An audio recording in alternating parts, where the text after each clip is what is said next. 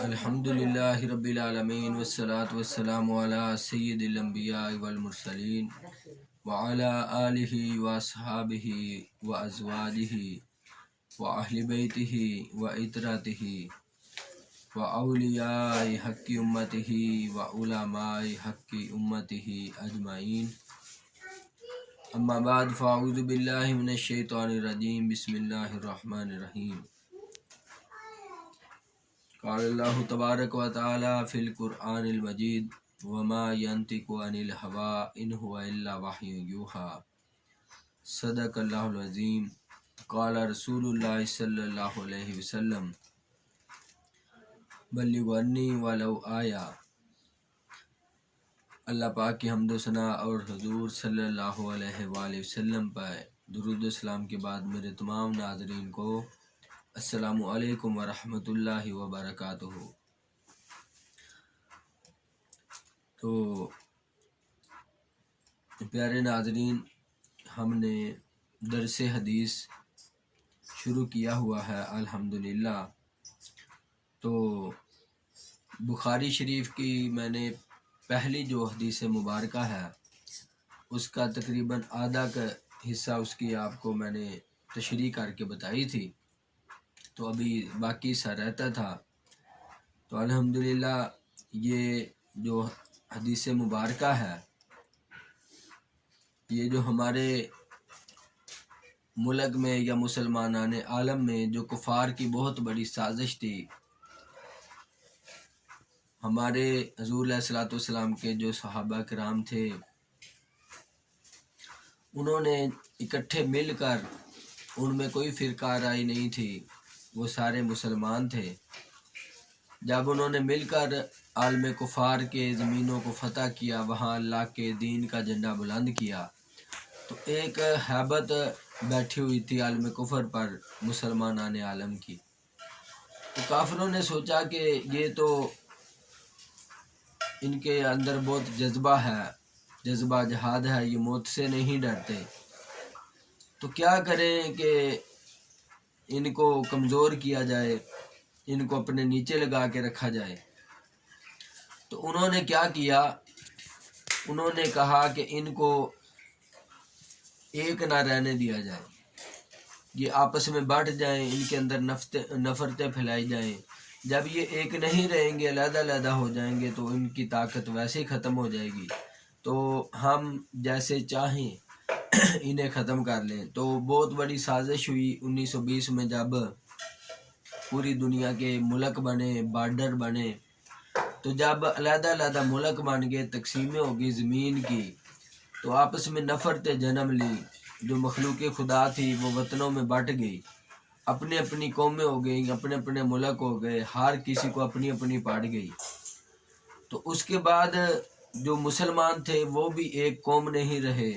کوئی ایرانی قوم بن گئی، کوئی افغانی قوم بن گئی، کوئی ہندوستانی قوم بن گئی، کوئی پاکستانی قوم بن گئی، کوئی شامی قوم بن گئی، کوئی عربی قوم بن گئی۔ ایسے مسلمان ایک نہیں رہے گی۔ یہ کافروں کی بہت بڑی سازش تھی کہ انہیں فرقوں میں تقسیم کیا جائے۔ تو مسلمان بھی ایسے ہیں کہ وہ یہ نہیں دیکھتے کہ ہمارا کس میں نقصان ہے، کس میں فائدہ ہے، ہمارے اسلام کا کس میں فائدہ ہے، کس میں نقصان ہے، وہ بھی بس جو سنتے ہیں اس کے پیچھے ہی لگے ہوئے ہیں۔ تو یہ جو فرقے ہیں، یہ جو فرقوں کے نام ہیں، آپ پورا قرآن پاک پڑھیں جو اللہ پاک کا نازل کردہ ہے، احادیث مبارکہ کا ذخیرہ پڑھیں۔ یہ جو فرقوں کے بعد میں مفاد پرستوں کے تخلیق کردہ جو نام ہیں،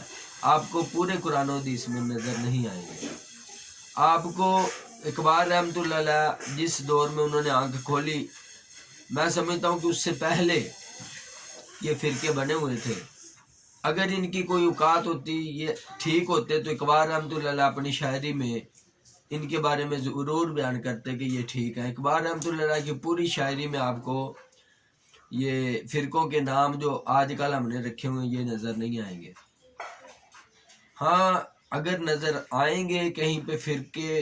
فرقہ واریت پہ بات ہوئی ہے تو وہ غلط الفاظ میں ہوئی ہے کہ یہ اچھی چیز نہیں ہے۔ قرآن پاک میں بھی اختلافات پہ اگر امتیں گروہوں میں بٹی تو وہ اچھے الفاظ میں نہیں یاد کیا گیا اس کام کو، غلط الفاظ میں کہ یہ انہوں نے اچھا کام نہیں کیا۔ اور میری بات سنیں، آپ ویسے ایک بات سوچیں، قرآن پاک کا ذخیرہ، احادیث مبارکہ کا تو بہت بڑی چیزیں ہیں۔ آپ یہ بات سوچیں کہ ایک جو باپ ہے، کبھی وہ دل میں یہ سمجھتا ہے کہ جو میرے 4 بیٹے ہیں یہ علیحدہ علیحدہ رہیں؟ کبھی بھی نہیں ایک باپ سمجھے گا، وہ تو کہے گا کہ یہ اکٹھے رہیں، ایک ساتھ مل کے رہیں، اکٹھے رہیں گے تو ان کا طاقت زیادہ ہوگی اور یہ ان کا اس میں فائدہ ہے، کوئی باہر کے لوگ یا کوئی بیرونی طاقت یا رشتہ دار انہیں کچھ کر نہیں سکتے کیونکہ یہ اکٹھے ہیں۔ تو جب ایک باپ کی یہ توقع ہوتی ہے کہ میرے بیٹے اکٹھے رہیں، علیحدہ علیحدہ نہ ہوں، تو ایک اللہ کی اور اس کے نبی کی، اللہ کا کیسے دل کرتا ہے کہ میرے ماننے والے علیحدہ علیحدہ ہوں، وہ ذاتوں میں بانٹ جائیں، وہ فرقوں میں بانٹ جائیں، وہ رنگوں میں بانٹ جائیں، وہ نسلوں میں بانٹ جائیں، وہ زبانوں میں بانٹ جائیں، تو ایک جو اللہ ہمارا ایک اس کا بھی نہیں دل کرتا، اور جو ہمارا نبی جو نبی ہوتا ہے اس کا بھی یہ دل نہیں کرتا کہ میری امت اکٹھی نہ رہے، علیحدہ علیحدہ رہے۔ تو یہ جو ہم نے فرقے بنائے ہوئے ہیں، اپنی اپنی جماعتیں علیحدہ علیحدہ، اپنی شخصیتیں، اپنی نشانیاں، اپنی پہچانیں علیحدہ علیحدہ بنائی ہوئی ہیں، تو یہ کام ہم حضور پاک علیہ الصلوۃ والسلام کے کو تکلیف پہنچا رہے ہیں۔ یہ ہم حضور پاک علیہ الصلوۃ والسلام کو خوش کرنے کی کام نہیں کر رہے، یہ حضور پاک علیہ الصلوۃ والسلام کے قلب مقدس کو ہم تکلیف پہنچا رہے ہیں۔ تو اس میں یہ پہلی جو بخاری شریف کی حدیث مبارک تھی، اس میں نے آپ کو عرض کی تھی کہ یہ وحدت امت کا بہت بڑا خزانہ ہے، اور جو فرقوں میں، عبادات میں، نظریات میں اختلافات ہیں، تو اس حدیث کے مطابق جو بھی بندے کے اندر نیت ہو وہ ٹھیک ہے، وہ جائز ہے۔ تو یہ میں نے آپ کو عرض کی تھی، یقول سمیت عمر بن خطاب رضی اللہ تعالی عنہ علی المنبر قال سمیت رسول اللہ صلی اللہ علیہ وسلم یقول انما الاعمال بالنیات۔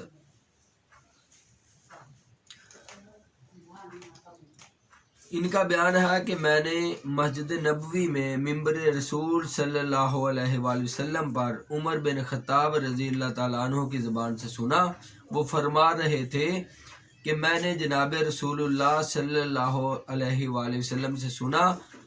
آپ صلی اللہ علیہ وآلہ وسلم فرما رہے تھے کہ تمام اعمال کا دار و مدار نیت پر ہے، انما الاعمال بالنیات، کہ تمام اعمال کا دار و مدار نیت پر ہے۔ تو میرے پیارے بھائی، یہ جتنے بھی فرقے ہیں یہ کہتے ہیں کہ یہ رفع یدین کرتے ہیں، ہم نہیں کرتے، ہم حق پہ ہیں، یہ حق پہ نہیں ہے۔ جو رفع یدین کرتے ہیں وہ کہتے ہیں ہم حق پہ ہیں، جو نہیں کرتے یہ حق پہ نہیں ہیں۔ جو ہاتھ چھوڑ کے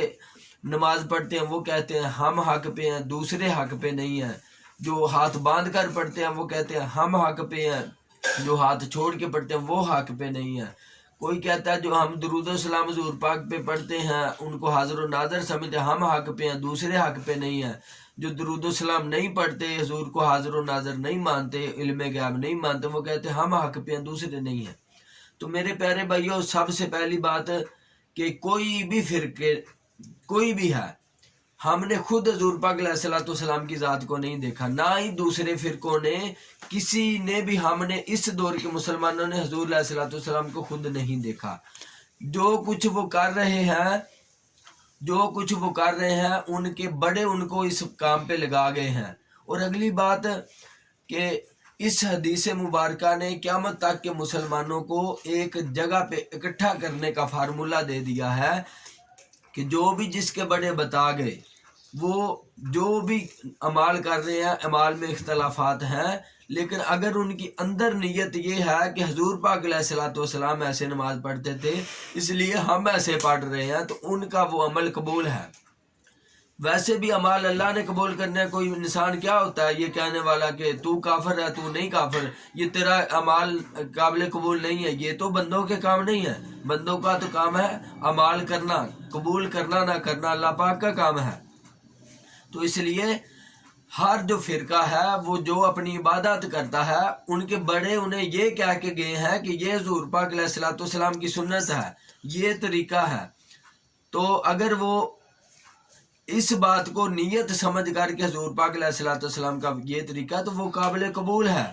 آپ کیوں امت میں لڑائیاں ڈال رہے ہیں، کیوں امت کو علیحدہ علیحدہ کیا ہوا ہے؟ اپنے ضمیر بڑے کریں، ان کے بڑے ان کے یہی بتا کے گئے ہیں یہ حضور پاک کا طریقہ ہے۔ تو آپ سب پیار محبت سے رہیں،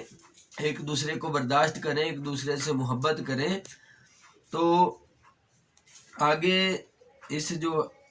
حدیث مبارک کا اگلا حصہ ہے وَإِنَّمَا لِكُلِّ امْرِئٍ مَّا نَوَىٰ،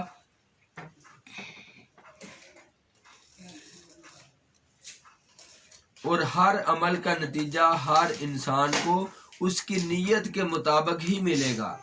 کہ اس کے اندر نیت کیا تھی۔ کیا وہ اس کا یہ بھی بنتا ہے کہ انسان نے ایک عمل کیا ہے، اس کے اندر کیا نیت یہ تھی کہ وہ اپنے اللہ کی رضا کے لیے یہ کر رہا ہے کہ یا کسی کو دکھاوے کے لیے؟ اگر وہ کسی کو دکھاوے کے لیے تو وہ بھی قابل قبول نہیں ہے۔ فمن کانت ہجرتہ الی دنیا یصیبها او الی امرأۃ ینکحھا، پس جس کی ہجرت ترک وطن دولت دنیا حاصل کرنے کے لیے ہو یا کسی عورت سے شادی کی غرض سے ہو، فہجرتہ الی ما ہاجر الیہ،